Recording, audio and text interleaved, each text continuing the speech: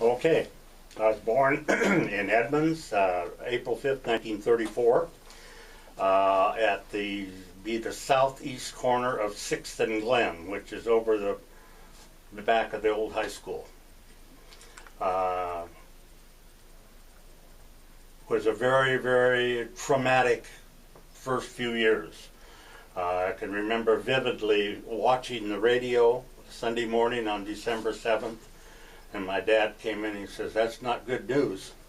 And I said, "No, it doesn't appear to be." My sister was 12 years older than I was, so I was 8 and she was 20. Mm-hmm.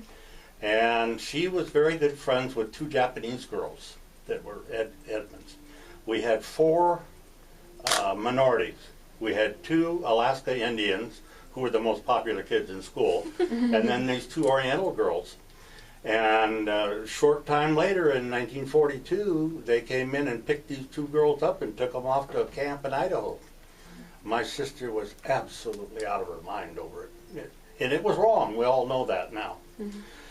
But anyway, she was trying to get out of the home environment. So she got a job at a place called Hungry Junction down in Seattle as a waitress. And of course, soon her and her girlfriend started messing with the military. And I used to, we had a big wide front porch on the house. And every Saturday or Sunday morning, I'd go out to see who's laying in the hammock out there that maybe is AWOL. Followed some of these people through the war years. One of them was a guy by the name of Nakamura. They sent him to the Pacific Theater, and we all hoped that he wasn't going to end up on the wrong side of the track there. Ration stamps. Did you ever hear about ration stamps? Yeah. Mm-hmm. We never had butter available in Edmonds, and my dad was a butter lover, and he found out that they always had butter in Kingston. Uh-huh. So he'd send me with money down to Kingston, or down to the ferry dock, and I'd ride the boat over to Kingston, and I'd buy apparently it was, as I recall, it was a quarter pounder, and wrap it up in newspaper, take it home, run crazy, get on the bike and get it back to home, so in the refrigerator. And I can remember early on in 42, my dad had not worked very steady for ages. It was just a bad year. And he came home one afternoon and he says, "I got a job working on barracks at Payne Field." And I'm kind of just sitting there listening. She says, "They told me I have to work 10 hours a day, 6 days a week." And I thought, oh, wow. He was absolutely enjoyed the fact that all of a sudden he would, and in a short period of time, really started putting the money away. Mm-hmm. But it was an early introduction to life in Edmonds on the fast track. Mm-hmm. When I was 14, I got a speedometer for my Schwinn bike with the big fat tires. And the speedometer went to 50. Wow. And I decided, well, there's only one place I can think of where I might be able to get to 50, and that's the big Main Street hill. And I'd get it up to about 40 or 45, and I'd bend over, and I couldn't get it up any further. So I put my belly on the seat, and I stretched out and back, and here I am going down there. If somebody had pulled out of Olympic view, I'd have been in history. But it pegged out. I got it up to 50. Oh, my goodness. You know, a blown tire or anything would have been something else. So, how old were you when you did that? Pardon? How old were you when you did that? Probably early junior high, maybe 7th grade. See, 7th and 8th grade was at the junior high over at the main building. And it was an interesting years.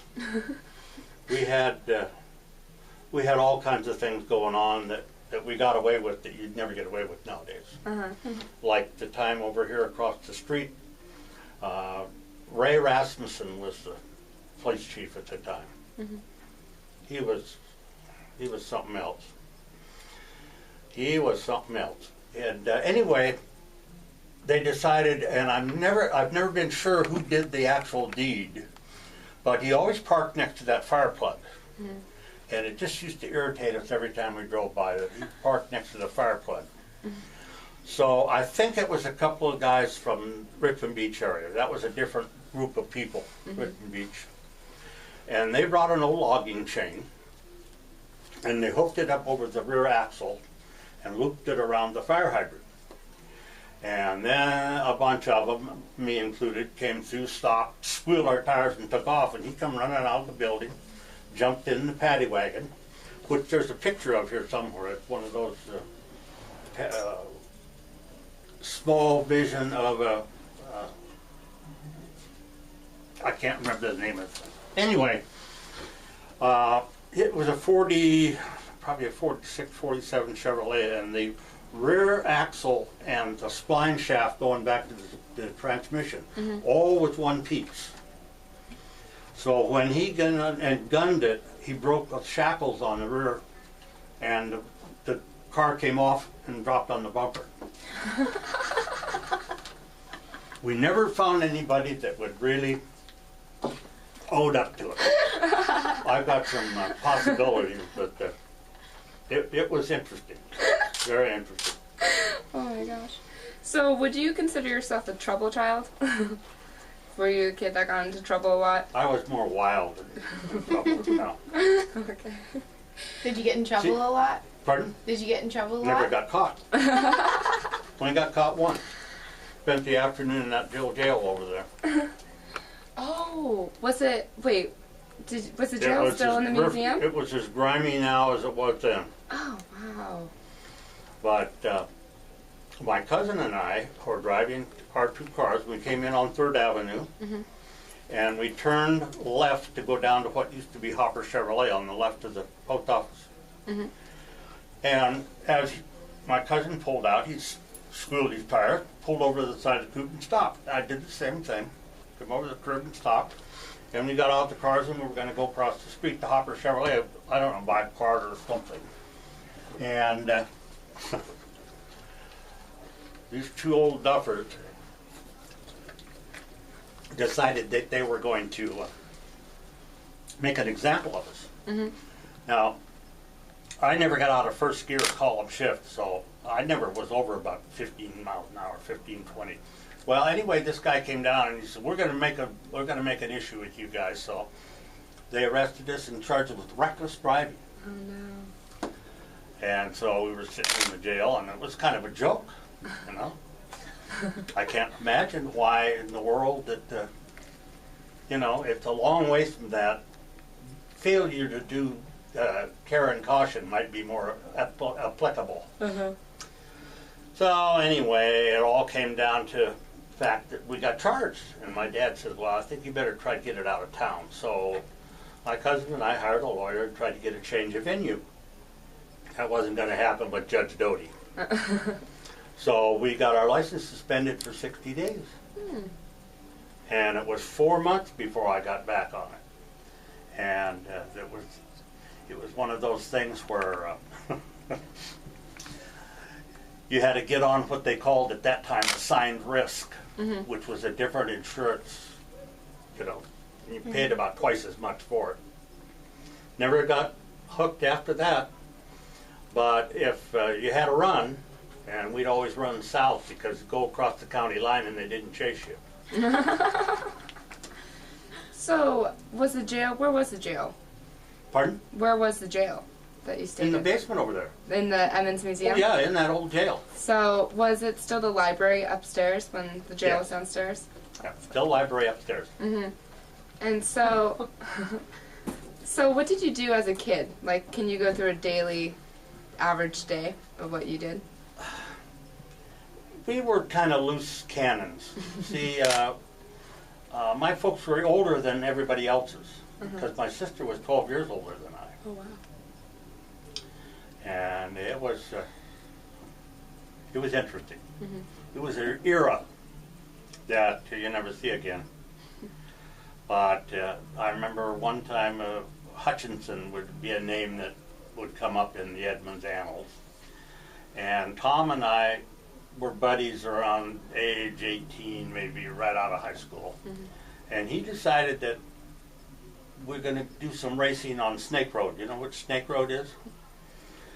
You go out of town on 3rd, turn up the hill, and when you get to that light with the barber shop and the gas station, just before you start up the hill, Yeah. the road to the left, Oh, okay. and it gets into what we used to call the Snake Road, which is old Edmonds Everett Highway, I think is what it was. And it was interesting.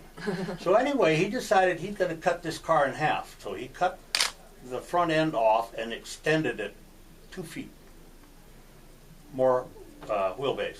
Oh, wow. And it held on there pretty good. I was never involved, but on one night, a weekend, they decided they'd fall a tree across it and block it off so that they could race on it. Oh my goodness. And they actually did that? Oh yeah. Did they die? Yeah, up to 5 corners. You know 5 corners? Yeah. Okay. That road eventually gets to 5 corners. Oh my gosh. Oh my goodness. It's just really dangerous and stupid. So, you went to school, right? Where did you go to elementary school? Up the hill. Up the hill at. Frances Anderson. And Okay. that was the high school as She well? was my first grade teacher and also the principal Who at was? that time.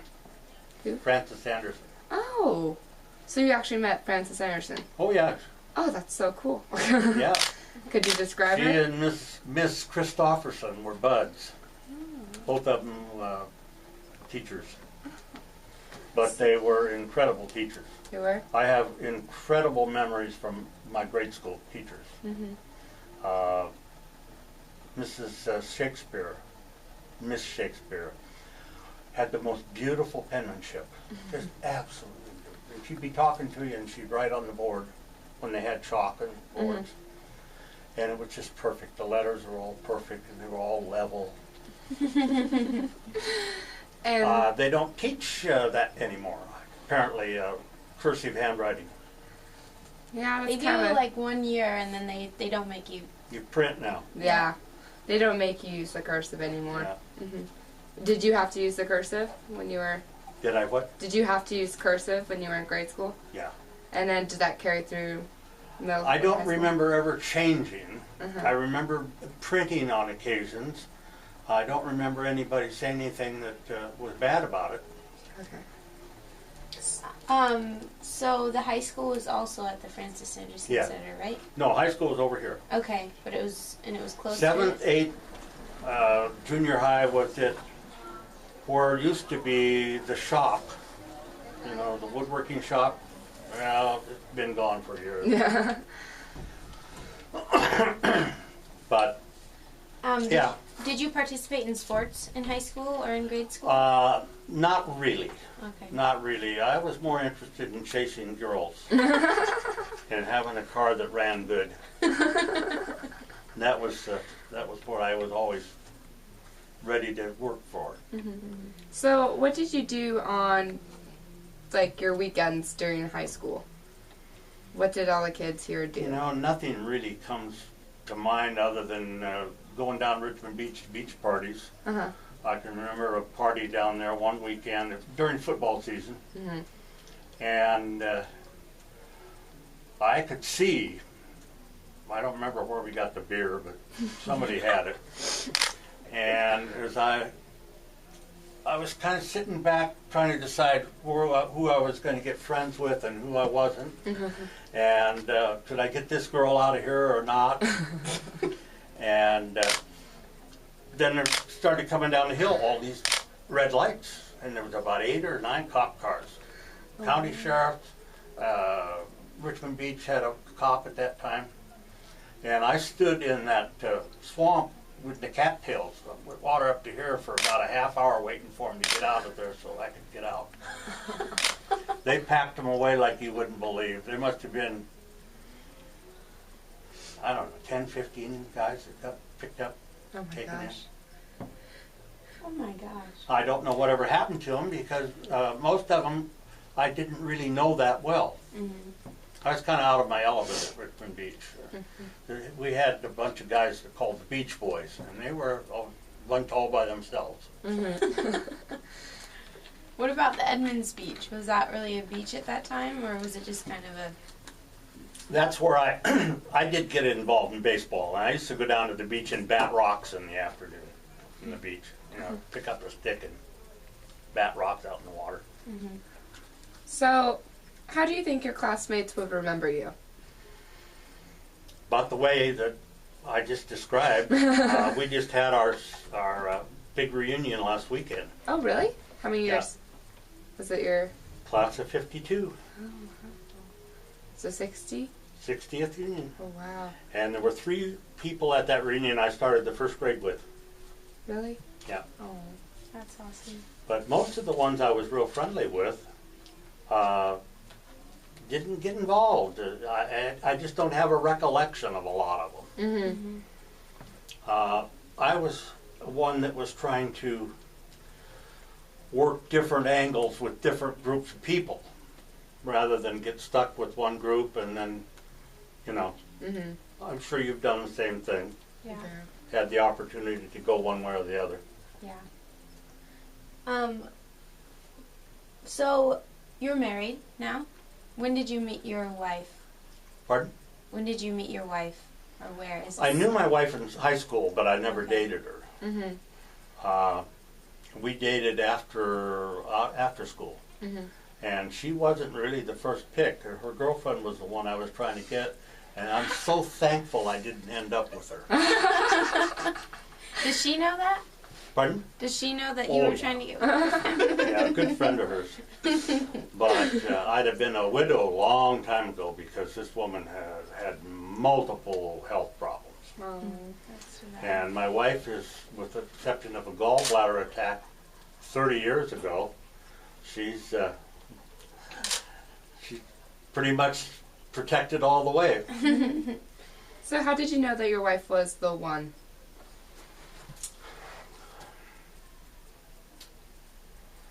It just seemed to fit. Uh-huh. Just seemed to fit. And she stood by me with all the trials and tribulations of our lives. And we had plenty of them. Uh-huh. Had plenty of them.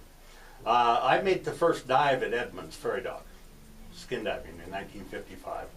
Nobody else has been there first. I have many first dives in the San Juan Islands, in Friday Harbor, Point Disney, all of the places. I figured sometime back, after about 30, 35 years of diving, that I had about 6,000 hours underwater. That's a bunch. Wow. I started off as a competitive freediving spear fisherman. Mm-hmm. That's back in the days when we had spearfishing meets, and you had to go by what the allotment was. And then we'd have these spearfishing meets, and then we'd call up the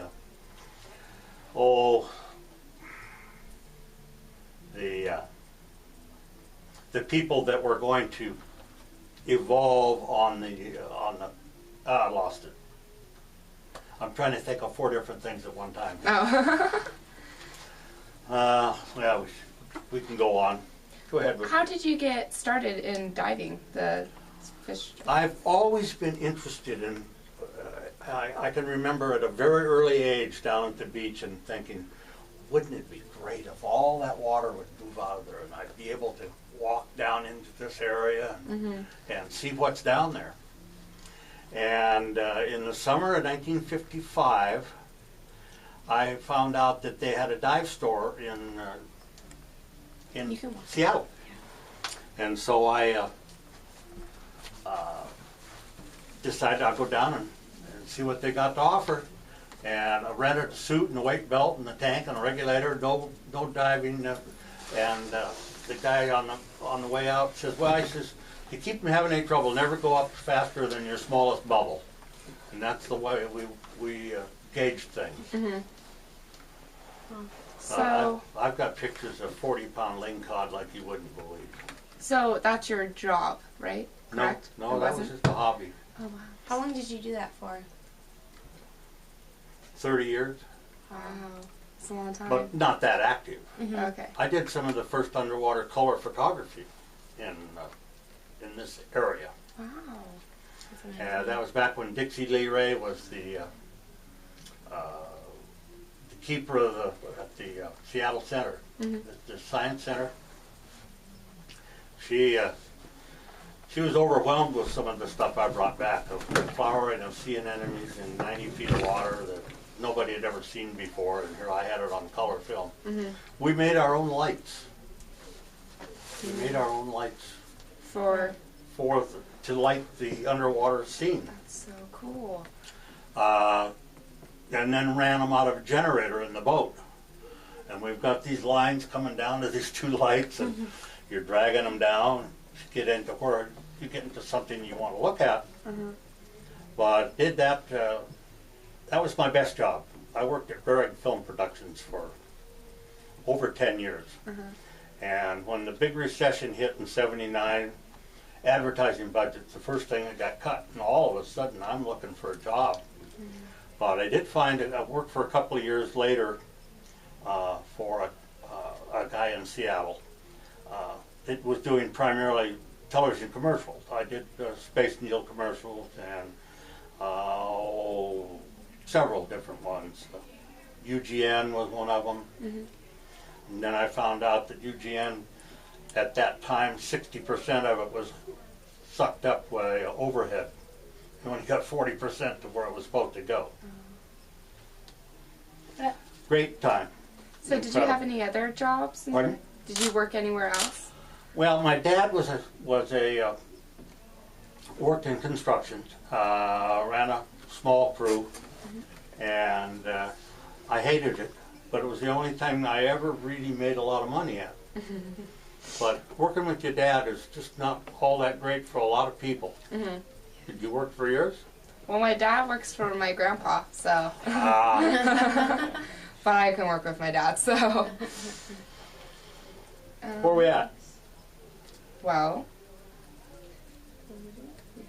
Okay, so are you a religious person? No. No. Okay. Is that a family choice or your choice? No, it's specifically? my trade. Okay.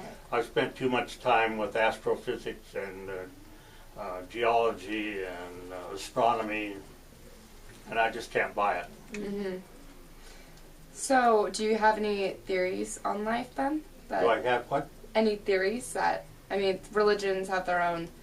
No. No. Nothing. You're more I'm scientific. not a friend than of More all of them. scientific. Yeah. I've been around them too much. I see. So, what are your parents like, or where are they from? My mother was born in North Edmonds in 1902, and my grandmother moved to Edmonds in, I think it was the year after the Seattle fire, which would have been 1890. And when Mom was born, they got burned out. Fire started and burned the whole thing down, burnt the baby clothes, burned everything. In Edmonds? Or Oh yeah, that happened a lot. was it a big fire? Like, do you know what caused it? It was just a house fire. And so, where did your dad originate from? My dad came from North Carolina.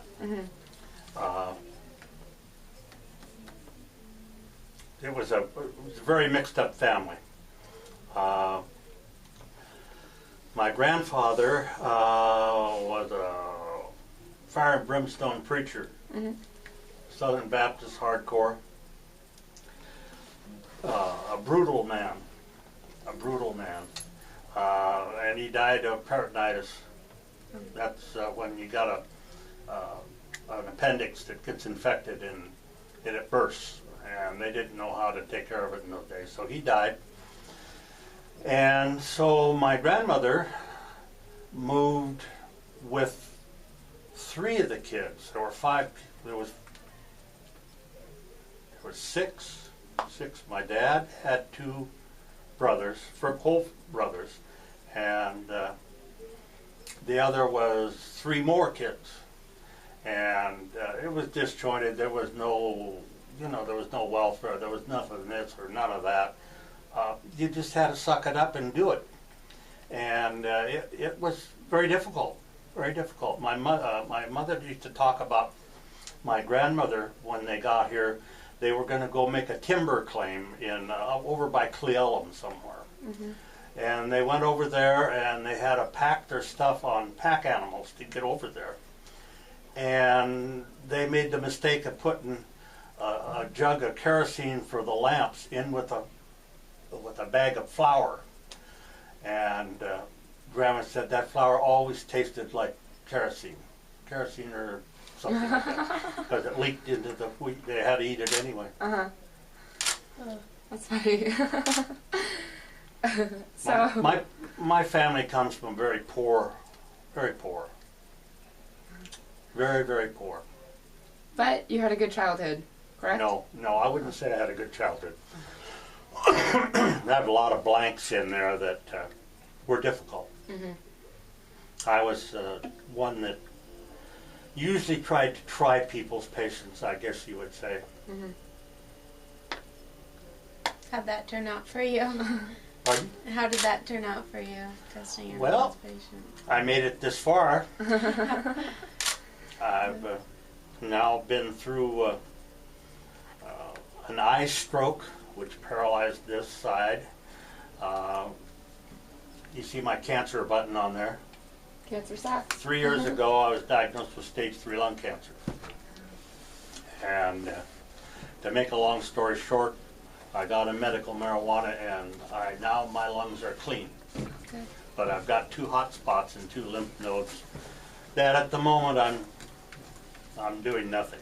I've decided that I've had enough doctor's appointments and medical appointments, and go for this test and go for that test. And I'm just sick and tired of going to doctor's offices and in and up on slabs in the x-ray lab getting PET scanned or CAT scanned or all that.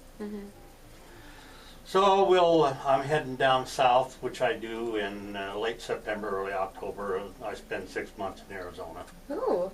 What part of Arizona? It's called Surprise. It's northwest Phoenix. Oh, okay. And it's primarily elderly, retirees. How long have you been going there?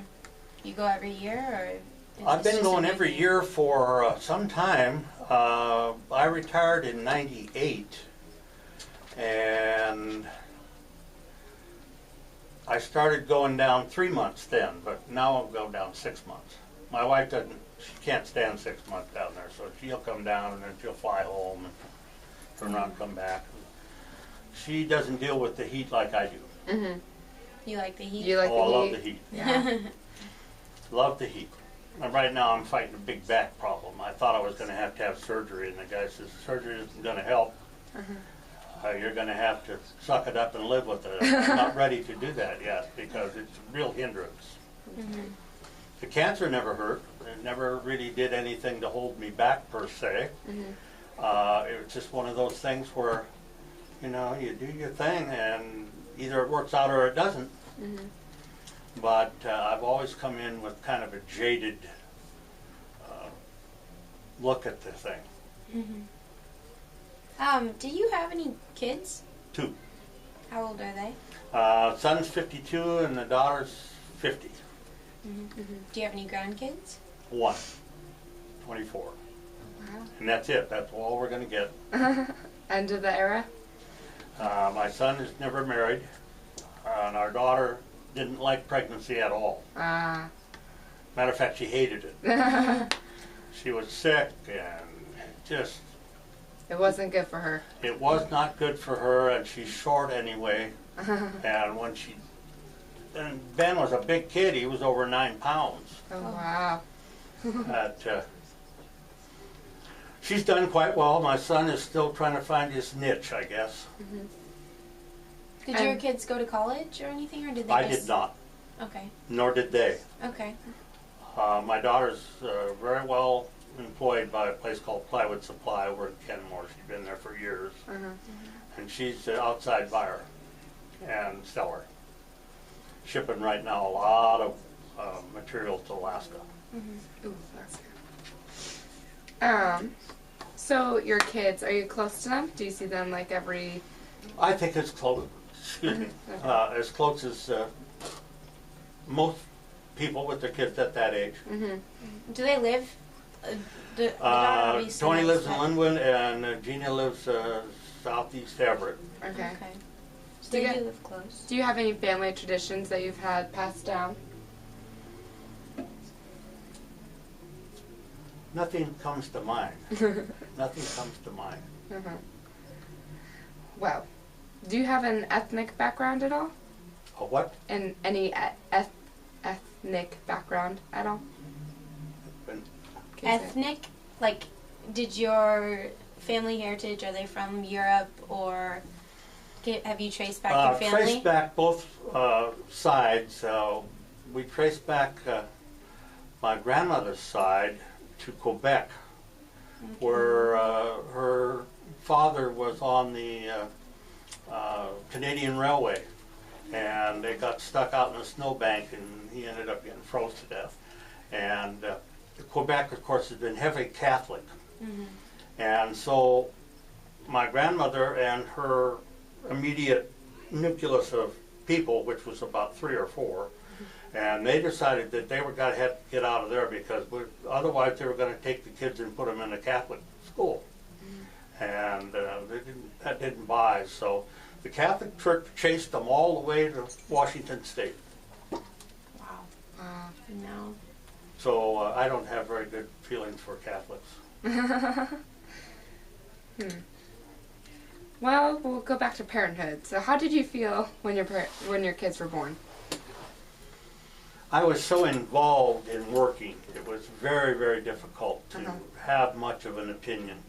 My wife was an extremely good mother, and she got the job done while I was working 10, 12 hours a day and doing a lot of on-the-road photography at that time.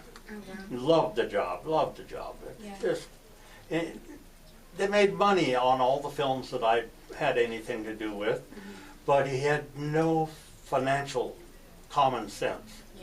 And he was continually in over his head. And then, well, of course, when the recession happened, everything slowed down. And I came out of Channel 7. I was working as a production photographer at Channel 7. I tried every way in the world to get out of construction. Just never really made it. Eventually ended up doing small stuff myself. Apartment restorations and that type of thing. So what would you say, this is a little change of topic, what was the most important or meaningful lesson you've learned in your life? Wow.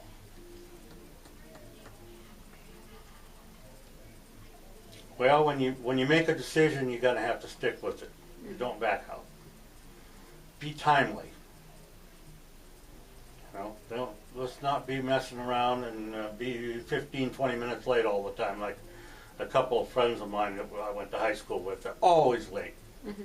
Go to a reunion meeting prior to our reunion, they're always 10, 15 minutes late. And he was always the one that had to find out facts on something. But no, we used to go down on the waterfront. There was an old shingle mill right to the right of the ferry dock.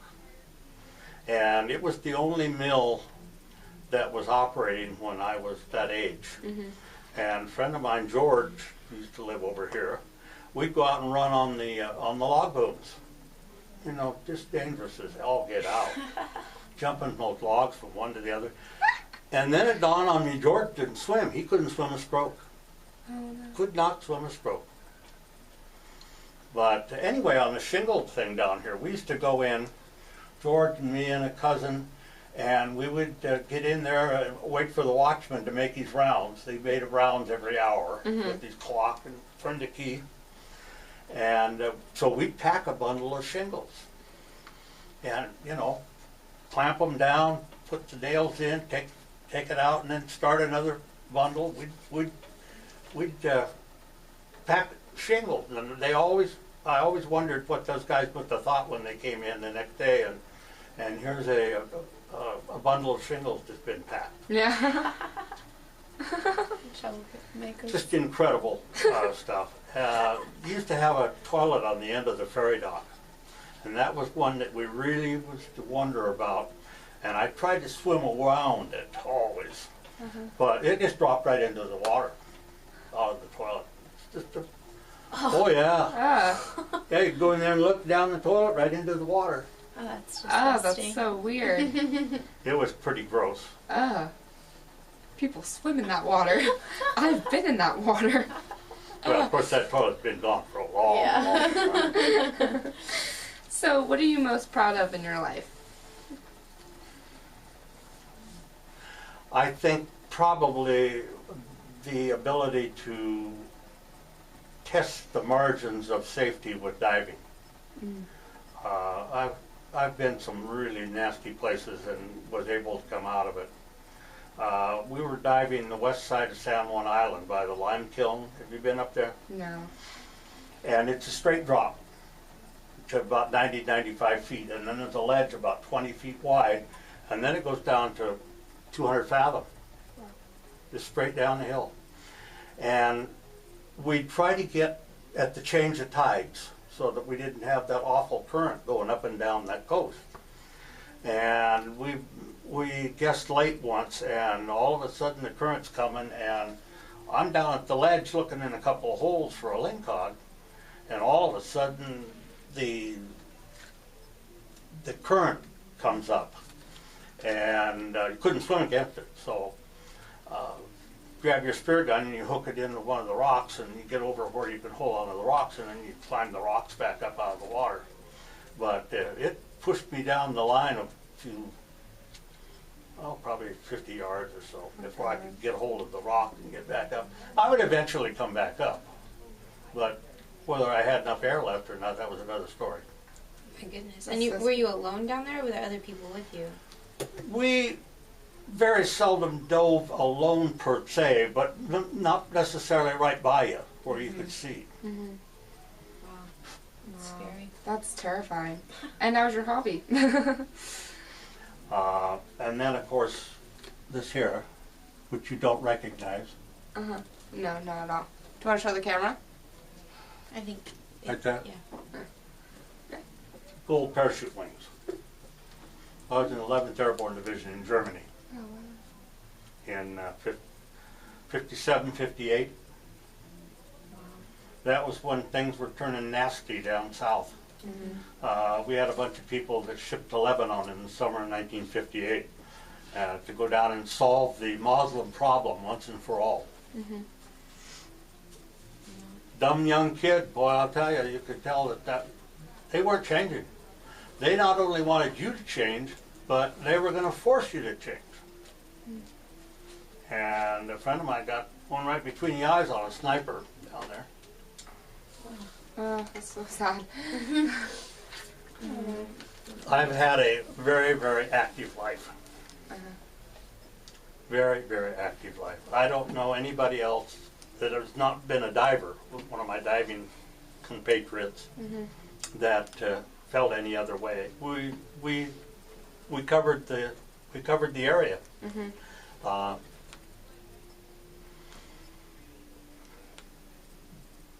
Go ahead. So, what would you say is the happiest moment of your life? You know, I don't really have a happiest moment of my life, I don't think.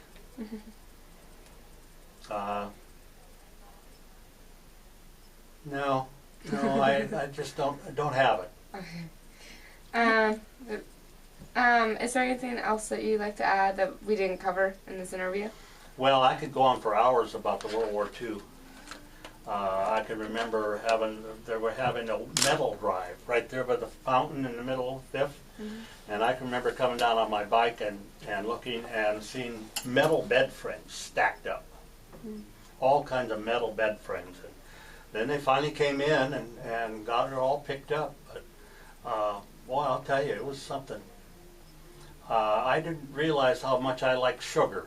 Sugar was one of the things that was tough to come by during World War II. Sugar in any kind of meat.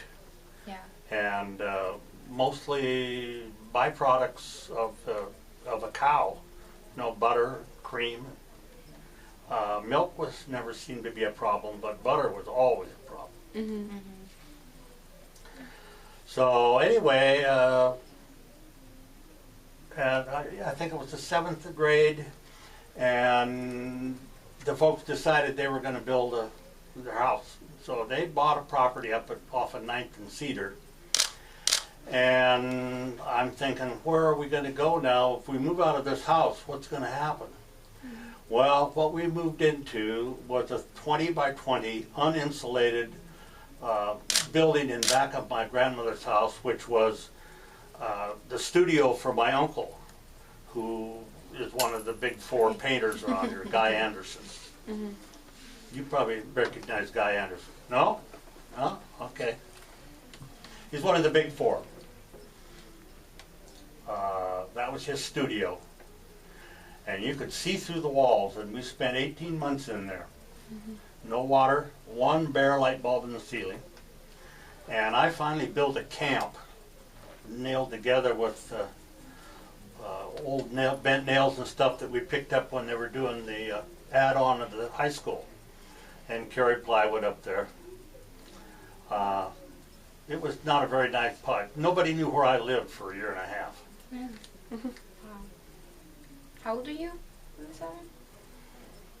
14? Wow. 13. Yeah, 13 or 14. Wow. Wow. You know, during the war, you didn't get anything made out of metal. Mm-hmm. So bikes were at a premium. Mm-hmm. I remember when Dad bought this bike, and I couldn't believe it. $60 he paid for it, and that was a lot of money. Mm-hmm. But I ran the wheels off it. It was good. It was go. Isn't that the bike that you went down Main Street on? Yeah, same bike. Same bike. That's so fun.